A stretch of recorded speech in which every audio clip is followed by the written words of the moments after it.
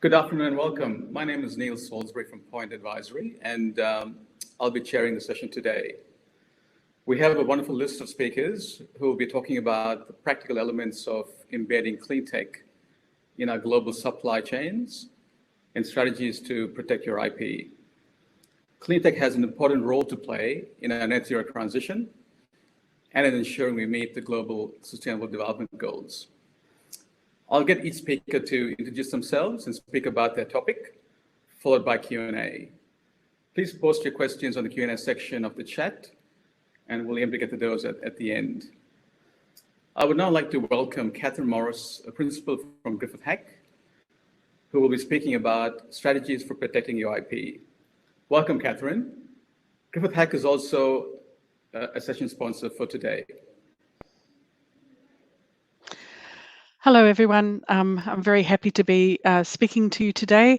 I'm a principal in the Chem Life group of Griffith, the sponsors for this session. And I'm going to be speaking today about IP and aligning your business strategy and your IP strategy. Can I have the first slide? Thanks. Okay, next slide, please. Okay, so using your business strategy, you can actually inform your IP strategy. Next slide, please. So there are a number of different business strategies that you could be using when you're making technology products. One of those strategies is to manufacture and sell your products yourself. The next one might be to develop IP that you want to license to others, so your income is through royalties. The next one is to make your business attractive to others and sell your IP and or your business to others as a going concern. And the last one I'm going to talk about today is licensing technology from others, so in licensing. Okay, there can be variations on all of these, of course, and there might be combinations. For example, you might manufacture and sell your core products, your core IP, but you might have other non-core IP that you license to others. Okay, so today I'm actually going to talk about the registered IP rights. There are a number of other rights, but these are the ones I'm going to concentrate on today.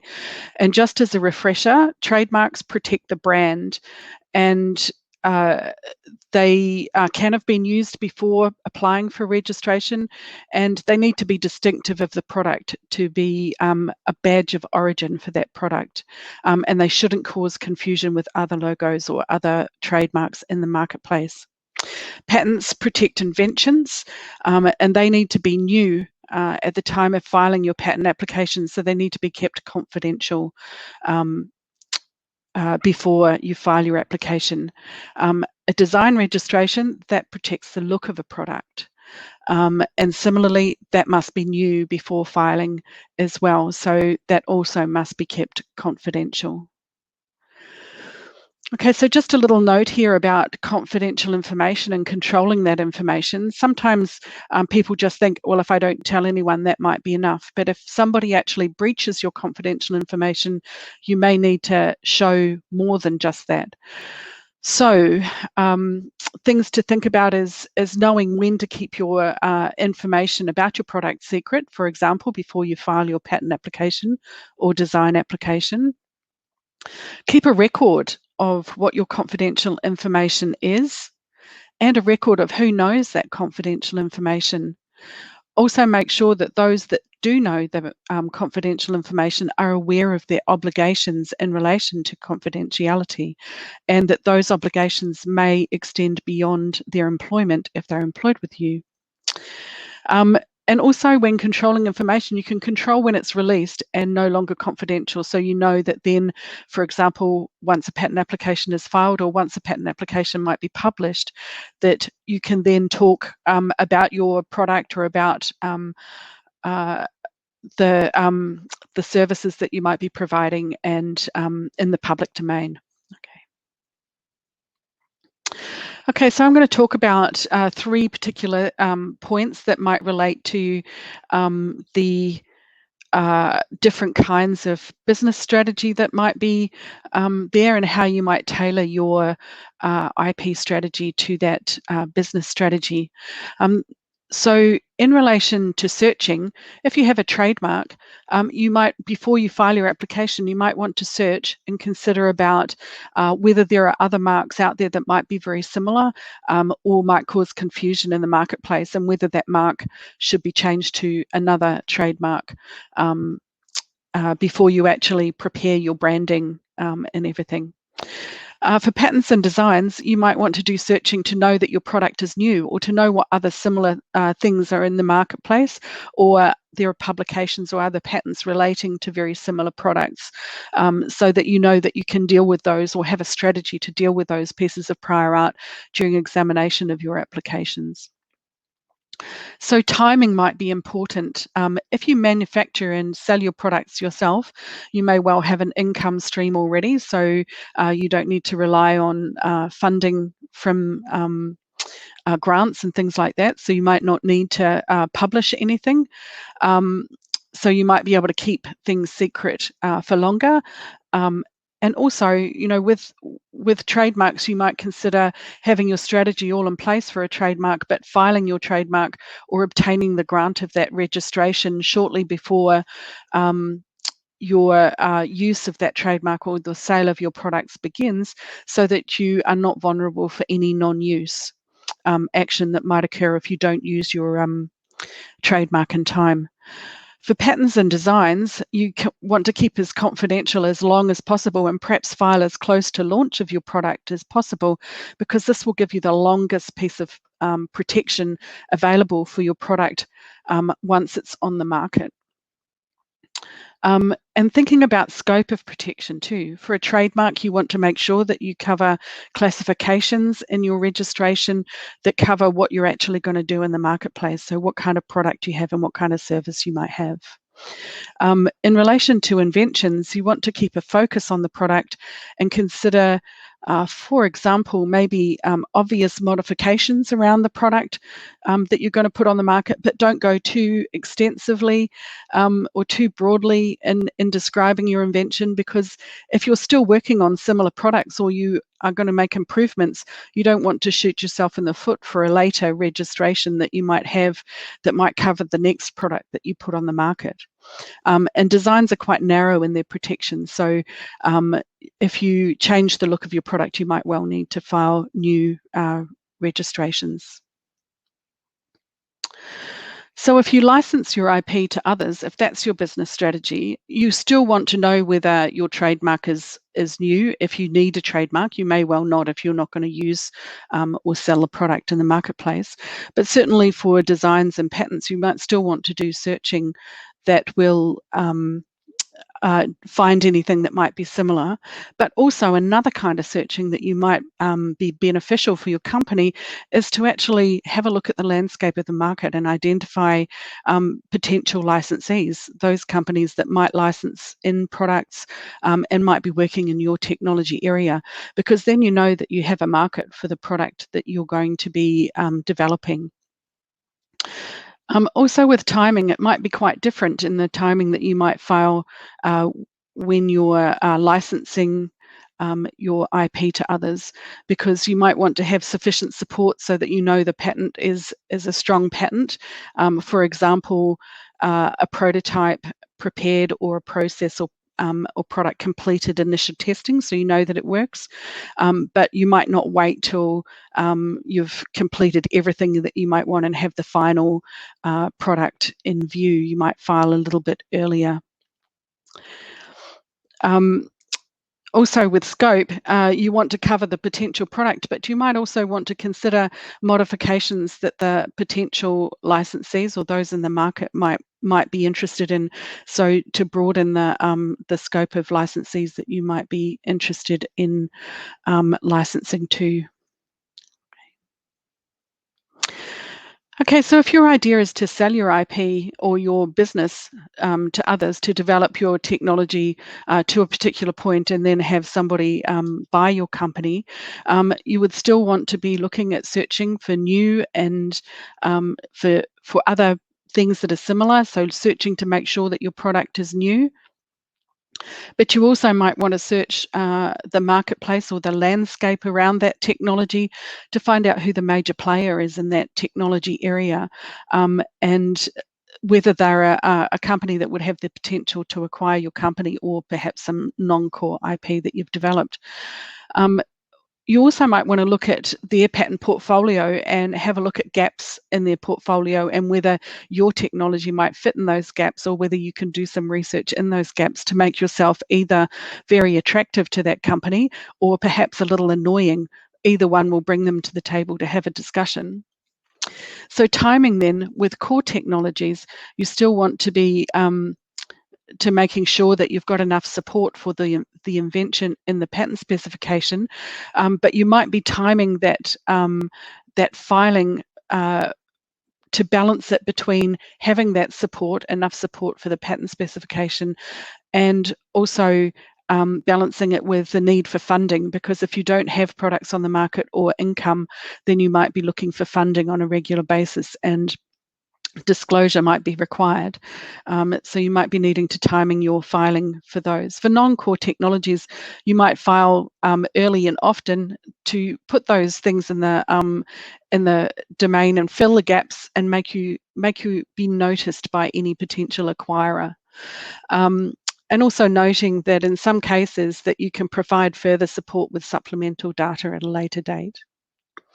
Okay, so the scope here for core technologies, you still want to cover the product that you're going to, that's the core product, the core technology. You want to be focused around protection for that and obvious modifications. But for non-core technology, you might actually look at being quite broad and maybe even sometimes speculative to make yourself be noticed and to cover technology that might be of interest to the potential acquirer.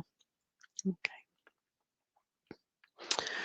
Okay, there are some things to think about too, but they're quite different when you're licensing in technology from others, and that is doing some due diligence. If you're going to license in technology from others where you're licensing patents, you want to make sure that the patents that you're going to license are actually covering the product that you want to make and sell. If the patents that you're looking to license are still in the application stage and are not granted, you want to know that the prior art that might have been cited, or the publications that might have been cited during examination, that there's a strategy for managing those prior art documents. If the patents are granted, you want to understand how vulnerable they are to attack and whether there are actual or potential infringers which you might be involved ultimately in some litigation for infringement. The other really important thing to think about is are the patents actually in the name of the person you're licensing of, and can they show you that they have assignments from all parties involved to show that they are actually the owner. Another thing to think about when you're actually negotiating a license is if you take on this IP and you develop improvements as you go forward, can you protect that that improvement with further patent applications, and who will own those improvements? So your licensing agreements should consider those important details as well. So I think I've used up my time, and the key takeaway I think is that there are varying strategies for protecting your IP, and it might depend very much on what your business strategy is. One size doesn't fit all. So think about what you want to do so that you can make the best use of your IP. Thank you. Thank you, Kathryn. Our next speaker is Martin Brown, Director of eBusiness Strategy and Marketing for Nestle. Martin will be talking about soft plastics recycling, the Cleantech collaboration story. Welcome, Martin. Thank you, Neil, and good afternoon, everyone. I'm delighted to join you here. I am just going to share my...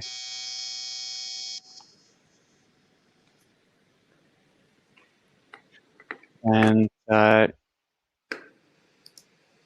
slideshow, perfect. So I'm here representing Nestle in Australia, a company which has had a connection in the Australian community since 1908. We run 6 factories here in Australia, manufacturing some of Australia's best known and best loved food and beverage brands, as well as leading pet care brand in Purina. So we manufacture Nescafe here in Australia. Milo was invented here in Australia. Uncle Toby's down in Waganya, Kit Kat and Allen's in our Victorian factories. So we're very proud of still being a very strong and vibrant part of Australian food manufacturing. When you look at what we stand for as a company globally and our mission is to unlock the power of food to enhance quality of life for everyone today and for generations to come. And we understand that by our actions, we can lead change, which is why we've made bold commitments around climate change and packaging particularly. Because with the size and scale of how we can influence a sector like packaging, we're able to really lean in and create momentum for economic solutions to really significant and challenging problems. So in terms of the commitments that we have made as a company, we're committed to zero net carbon by 2050. That's a global commitment. We've also got a number of brands that are aiming to deliver carbon neutrality earlier than that, Nespresso by 2023. And excitingly, last night we globally announced that Kit Kat would also be a zero net carbon brand by 2025. As part of that broader journey, we acknowledge the critical role that packaging plays. And probably one of our most challenging commitments is for 100% of our packaging to be recyclable or reusable by 2025. That in itself means that we need to significantly lean into the entire packaging ecosystem so that we're ensuring that there are end-of-life solutions across all forms of packaging, as well as inventing new alternate solutions to plastics, and we've invested a significant amount in paperization.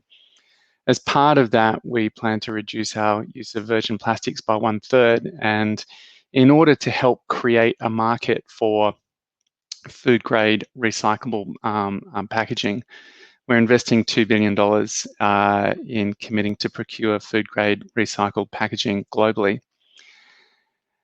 So they're the commitments that we've made, and that's the mission in which we're coming from. So let's look at the ecosystem here locally around soft plastics to look into the challenge that we've got in being able to create a recyclable solution for soft plastics.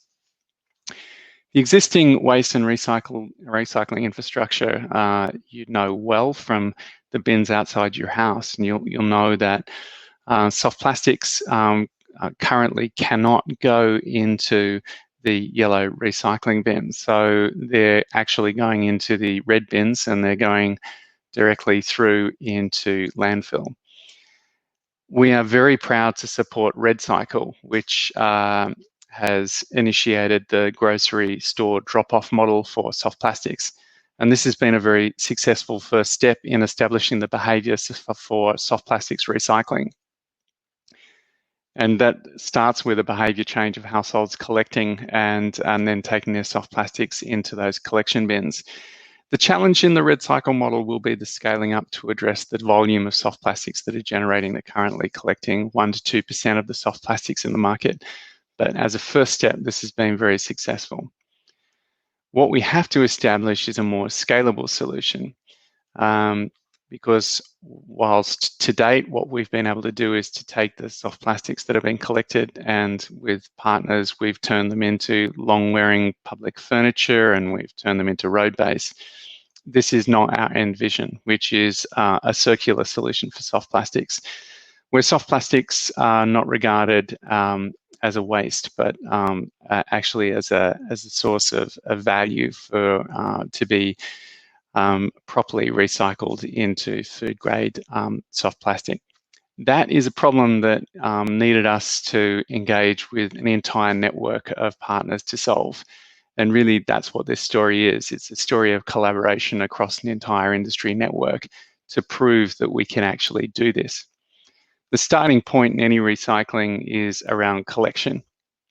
So we are I'm really delighted to have initiated a curbside collection trial in partnership with CurbCycle and IQ Renew, which is a trial that's been happening on the central coast of New South Wales.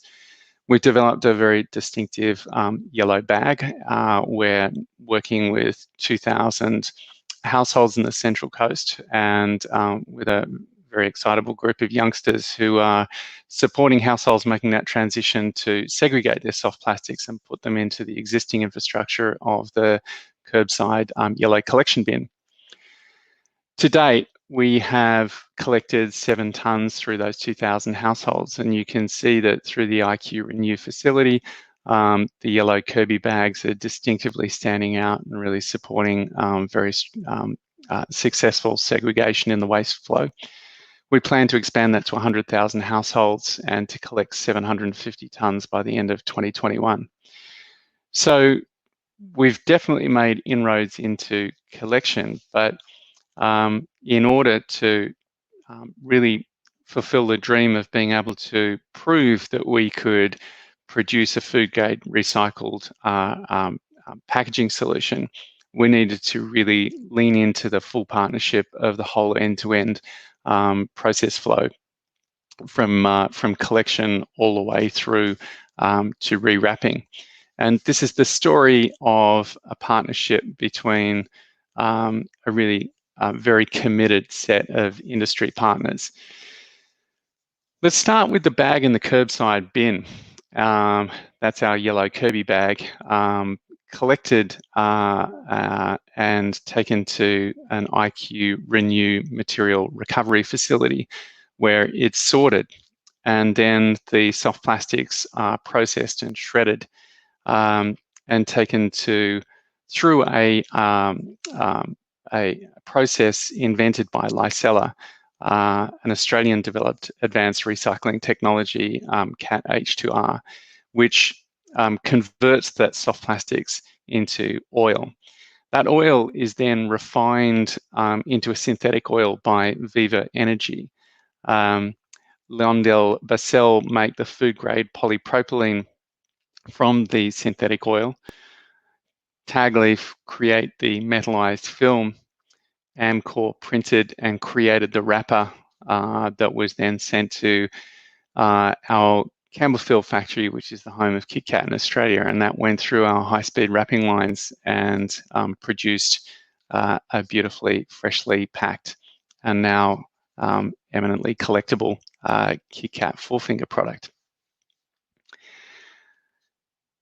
None of this could have happened without the absolute commitment and the energy that went behind this collaboration from this awesome collection of partners. And the speed with which that was delivered was quite amazing. I think what we can absolutely clearly say is we don't yet have a commercially scalable solution, but what we have proven is that we can make a food grade wrapper that is made of 30% mass balanced recycled content, that has 100% the same molecular structure as the original virgin plastic wrapper, and is 100% safe. So it has exactly the same barrier properties of that we rely on for a metallized plastic film for a product like Kit Kat, which needs to retain its freshness and crispiness, and it works perfectly well on our wrapping facilities. So I think it's a very exciting proof of concept, which is the product of a pretty wildly ambitious plan in a short amount of time to demonstrate and create a momentum for change here in this marketplace. There's still plenty left to do, and what's clear is that whilst we've been able to demonstrate that we can do that through the existing infrastructure in this market, we're going to need to create considerably more momentum through not only the entire end-to-end value chain, but certainly with the support of government and NGOs.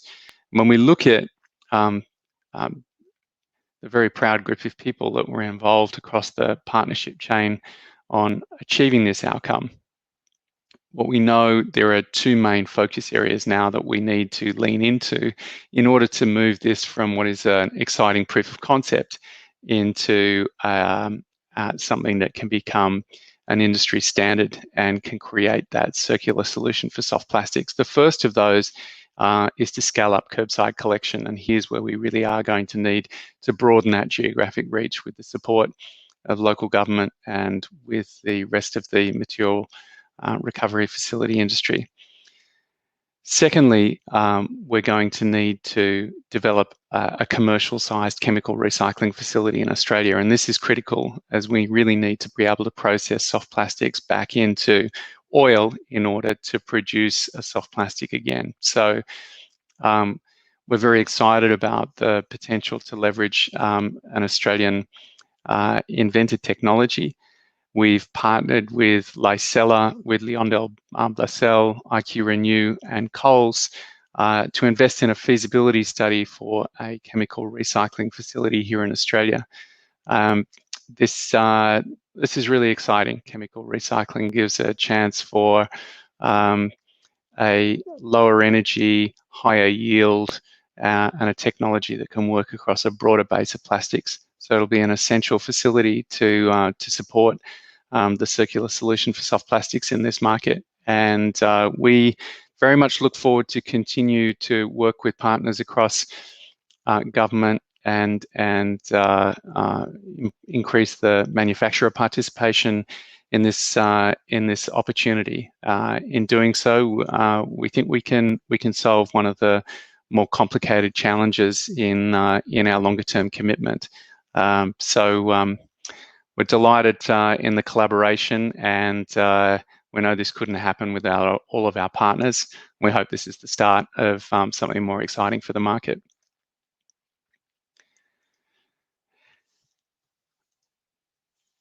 So I will, having just stopped sharing now, Neil, just pass to you to see if there are any questions at all. But thanks, Martin. We might do a Q&A time. Yeah. But thank you. Some really big, bold, and exciting commitments by Nestle.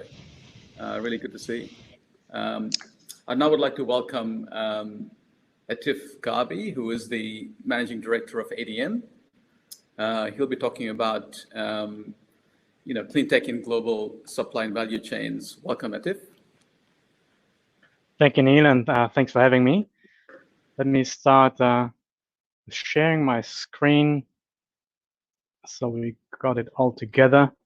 I'm very excited to join you guys today, and thanks for taking time and hearing in, listening in the presentation. So what I wanted to cover is truly how sustainability and clean technology in a global supply chain and value chain looks like at ADM.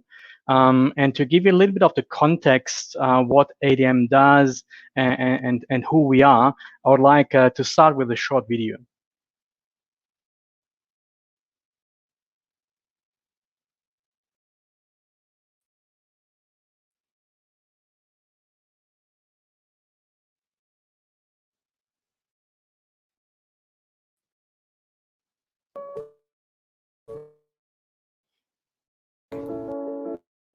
As people evolve, adapt, and respond to the challenges and opportunities it offers, one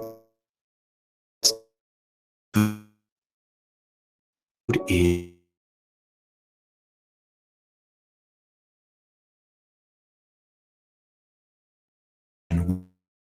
weaves millions of lives together.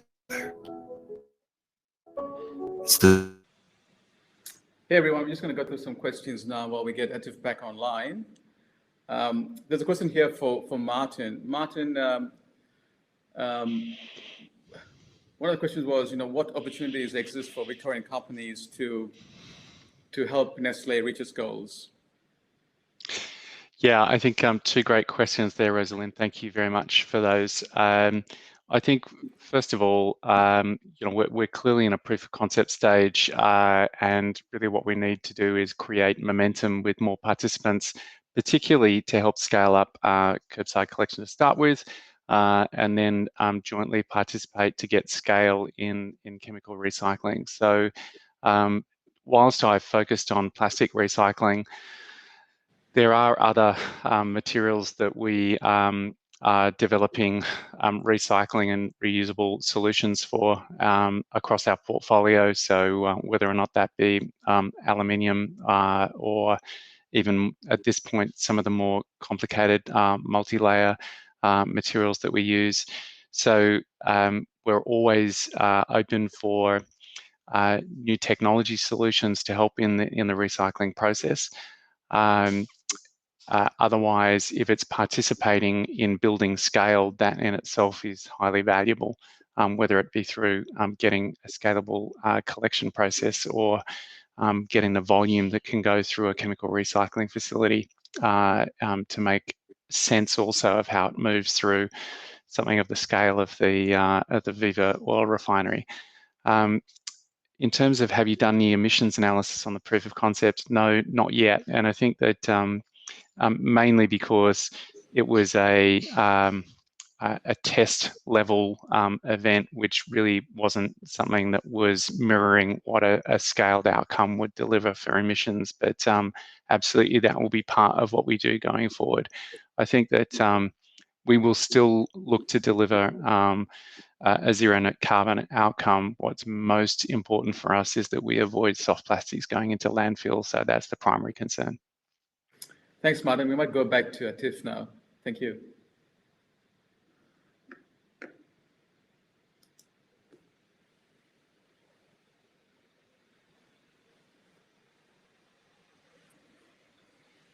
Hi, I'm back. Maybe just let me know if you got you on the screen.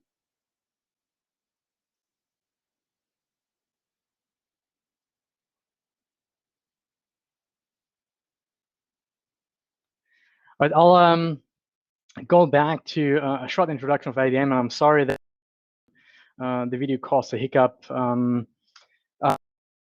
to catch up on the time spent on the technical issues. When in leading up to the conference, we talked ADM and Cleantech are connected and what to bring to the audience, which is worthwhile. And ADM as a company historically came from the agricultural area. We are one of the biggest ag companies in the world, and we expanded over 118 years into different segments. I'm responsible for the nutrition business here in Australia and New Zealand, which incorporates food and beverage, animal nutrition, and health and wellness for both species.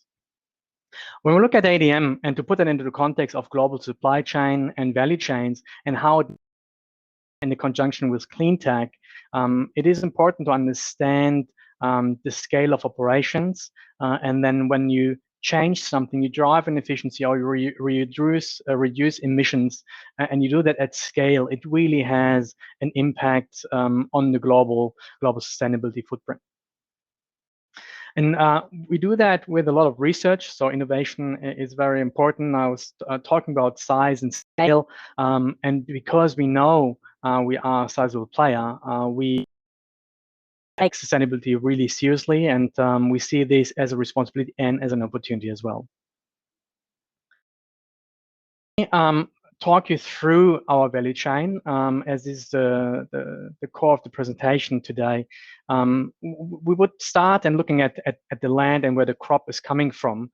ADM has several programs and work with the growers to really make sure that the way is already happening in a sustainable way. So we're not looking at the value chain from the handover, but really end to end from farm to fork. We do a lot of education programs, so we sponsor our research farmers on the field or bring them in for irrigation sessions. And we also committed to a non-deforestation sourcing approach by 2030 to achieve 100% in that. And obviously we're tracking that. When we look into transportation, into the grower communities, one thing that I want to highlight, when you work in the food supply chain and you work with natural ingredients, obviously you need to go into areas in the world that are at a higher risk of being exploited and bad practices.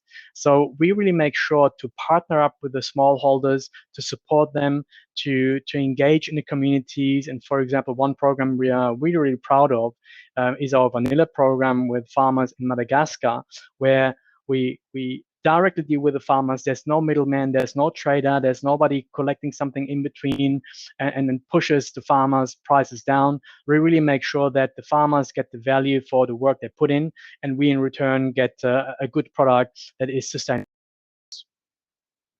When we look in transportation and imagine shiploads, trains of crop, grains, corn, soybeans, being transported from origin to a plant and around the world, we really want to make sure that our own fleet runs at a sustainable, on sustainable fuels. And we also are one of these producers. So we provide biodiesel to fleets of our customers, leverage the positive impact we have on the environment. When we go into the step of processing, and ADM is a very, very large manufacturer and processor of natural ingredients, it is important to have your process under control. And this is also where innovation and tech comes into play. When we look into our own plants and see how can we change, can we use technology to extract for example, proteins out of a bean or other health ingredients out of botanicals. There's many different ways. And we have hundreds of researchers helping us to improve every day. And that's really the mindset of IDM as well. And again, coming back to having an impact at scale. Let me talk a little bit about our product portfolio, because I believe that's where a connecting point is to you as consumers and also potentially as business partners. So when we look into our portfolio, there's different aspects that are relevant, and one obviously is the consumer at the end of the value chain, which is served by our customer, food manufacturer in a chocolate bar or other applications. And these customers, the food manufacturers, they have sustainability goals themselves. So they are looking for partners, suppliers, and sources to make sure that they meet their goals. And ADM is committed to add value to their sustainability goals by the way we manufacture, the way we source, and the products that we supply. And we also provide the tools to keep things on track and measure the progress. So we have our KPIs in place to customers and let them use them in their overall sum of their global footprint. One product maybe that I want to highlight, because it's quite popular at the moment, and you see it here listed. And there's many studies made through the sustainability lens of beef production and plant-based meat alternatives, where it's very, very obvious, and we're talking huge industries, that plant-based proteins is a fraction of the impact on the environment that the red meat production has. And ADM is one of the biggest plant-based protein producers in the world, and we also supply into Australia and New Zealand, which we are very proud of.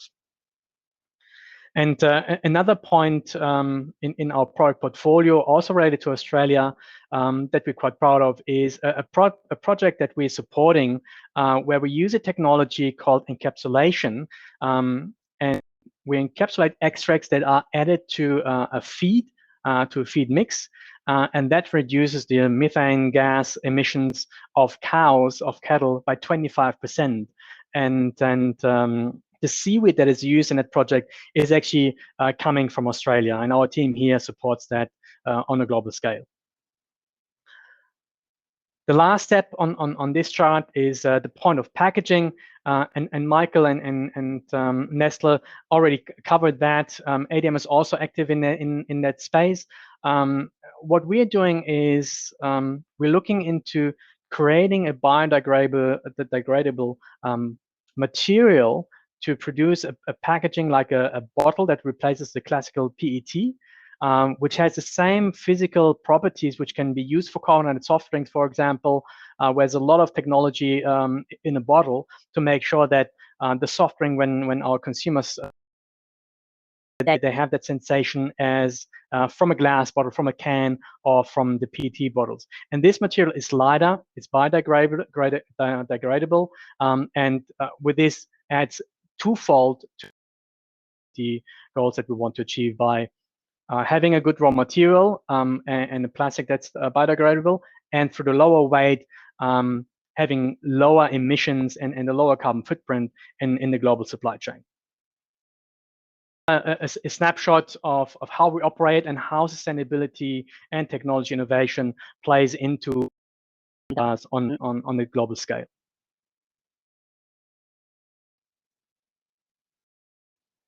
When we looked into our sustainability program, and we had something in the past, we actually completed our goals, we achieved our goals ahead of time. We looked into the 17 sustainability development goals from the United Nations and did a mapping of what is the areas that ADM has an impact in. And you see on the left 6 development goals that we have selected that we aligned with. On the right-hand side, you see our new Strive 35 sustainability goals with gas house emission reduction, energy intensity reduction, water use reduction, and also the aversion of landfill on a global scale that we want to achieve by 2035. And as I mentioned earlier, it's have that front and center, but also to act on it. And this is now the first report produced for our first year. And we see that we have achieved and delivered against all our 4 different areas, and also align them with the Sustainable Development Goals and also with the SASB to make sure that we are aligned with what the industry standard is and what is also meaningful to our customers.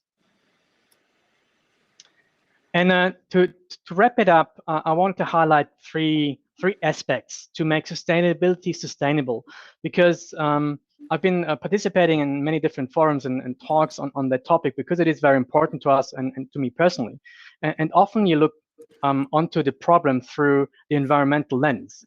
To make an impact, to make a difference on the environment, we really need to make sure that we solve the problems holistically. So we want to look at nature and what it provides us with, and how do we use it? How do we deal with it?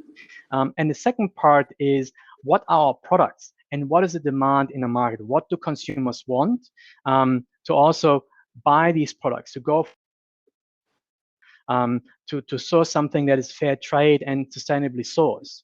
And at the end of the day, obviously, as a business, something needs to make sense also from an economical perspective.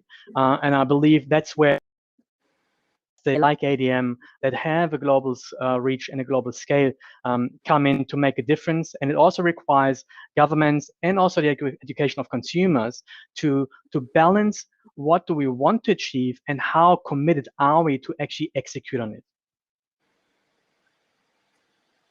And if you want to learn and read more about ADM's sustainability efforts, I invite you to browse to our website, sustainability, many more materials that you can browse through. And with this, hopefully on time with concluding my to you, Neil. Thank you, Attif. That's a lot of information there that you covered. Appreciate it. We'll open the floor to questions. I got a question for, I guess, yourself and Martin. So what are the key drivers that influence, both Nestle and ADM to set bold commitments? And what can other organizations learn from you guys? Martin, probably you Yeah, first. Neil, thanks for the question. I mean, I think First of all, I think what probably differentiates the context for us is that we operate in nearly every country in the world, so that the decisions that we can make drive change at local level where we make them. We can influence broader industry economic dynamics, but where it comes to the local behaviour of consumers and on the ground change, we can do that in a way that that can bring industry with us.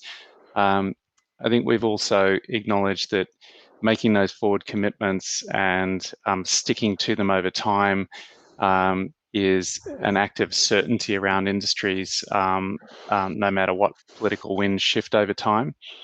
And ultimately, our global CEOs, have been very clear in saying that doing the right thing by the planet ultimately means that as a company, we're serving our consumers, suppliers, communities, the earth itself, and that's better for our shareholders. So it's ingrained in what we believe creates value. Thanks, Martin. Attif? Thanks, Neil. And I can very much relate to what Martin says. And in our supply chain, companies that are in confectionery, also pet food, are those that we're working with. And when they set the goal to become more sustainable, they need to find partners that can do that at scale.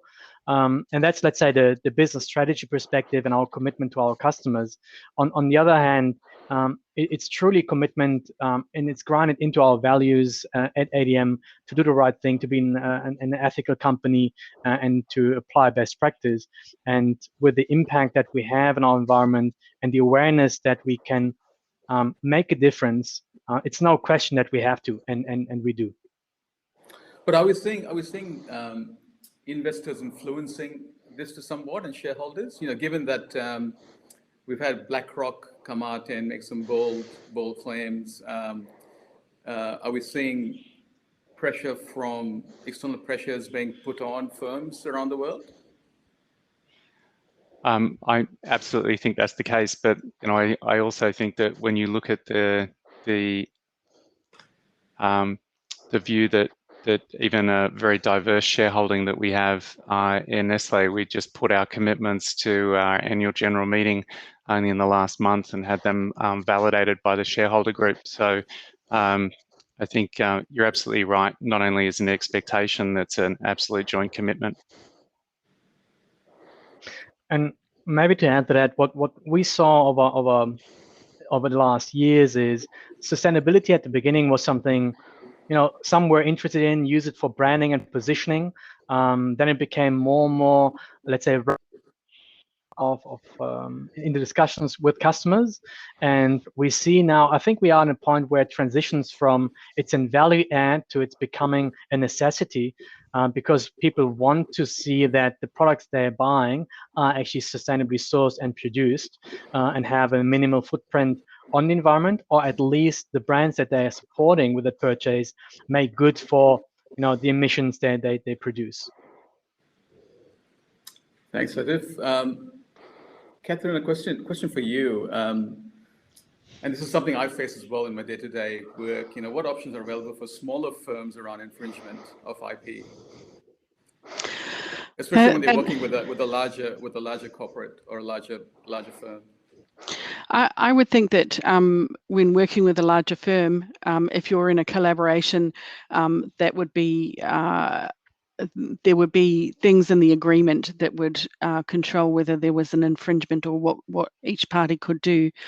But certainly when a small company is looking at the potential of another company infringing one of their patents or trademarks or designs, it can be an expensive process indeed to protect. But the first step on any pathway would be to let the other party know of your patent and make sure that they're aware of that they're infringing, or that you think they're infringing, without actually making unjustified threats of infringement proceedings, because then you may actually have to go to court.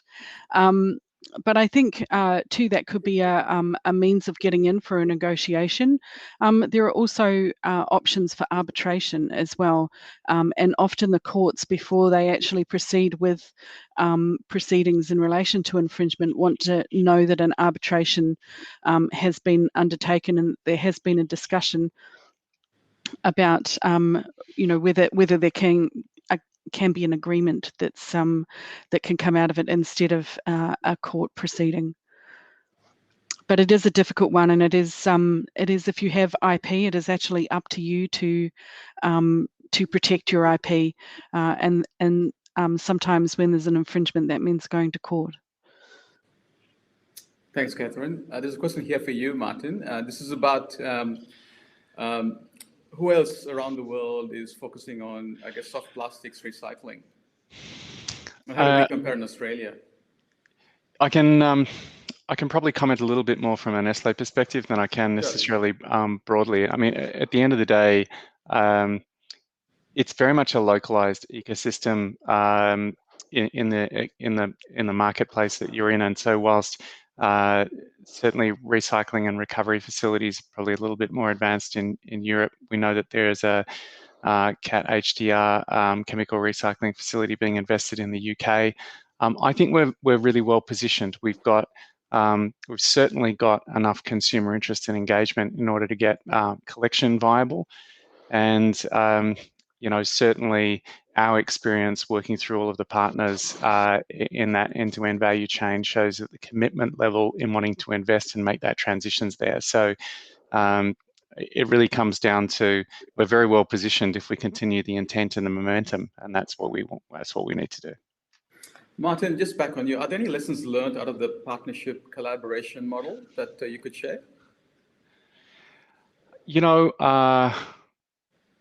Yeah, I mean, there's nothing very specific about the nature of this collaboration other than just the power of setting an ambitious goal. I mean, I think that if you aim small, you achieve incremental outcomes. If you mobilize a group of people together, there is so much innovation capability in this country and across our industry. There's a lot of passion to make change, and people can problem solve really quickly, and there were wonderful examples of that all the way through this collaboration, where it could have been very easy to say it was too difficult, but there were workarounds that were established to make the proof of case. So aim high and believe in the innovation capability in this market, because it's definitely here. Great, thanks, Martin. Attif, a question for you around, I guess, methane emissions. It's a big topic at the moment in Australia and in New Zealand. For example, New Zealand government has demarcated methane emissions from the net zero strategy. Australia's looking at that at the moment.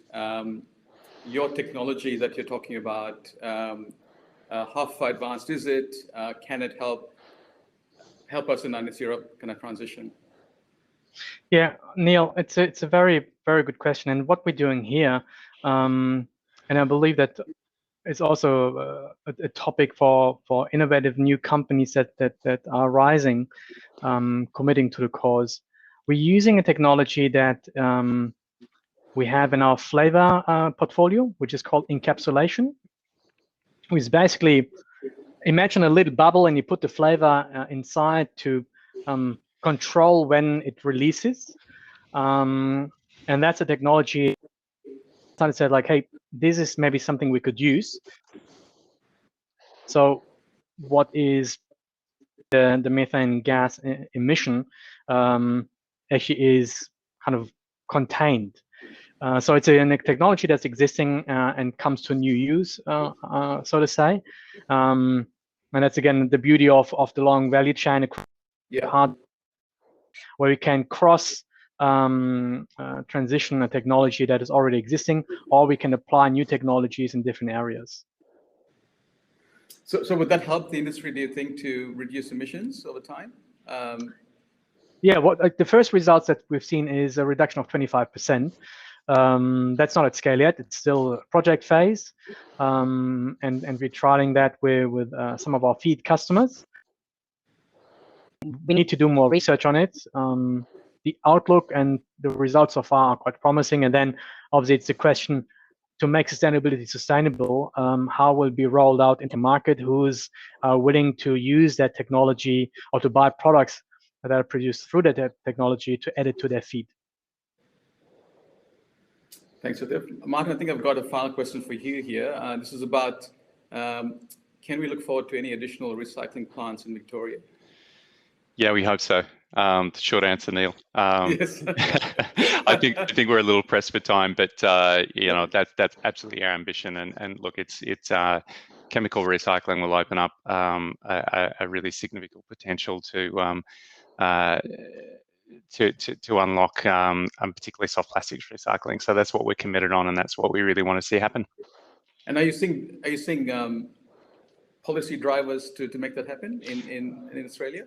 Yeah, we've federal and state governments have been fully behind the program and the collaboration that we've been running. So I got to say, the collective energy is really high, and we're just going to really keep the push and the momentum behind it. Thanks, Martin. I'd like to take this opportunity to thank you all again, Attif, Martin, and Kathryn, for joining us today. Appreciate it. Thanks, Neil. Thanks, Neil. Thanks, everyone. Thanks. Bye.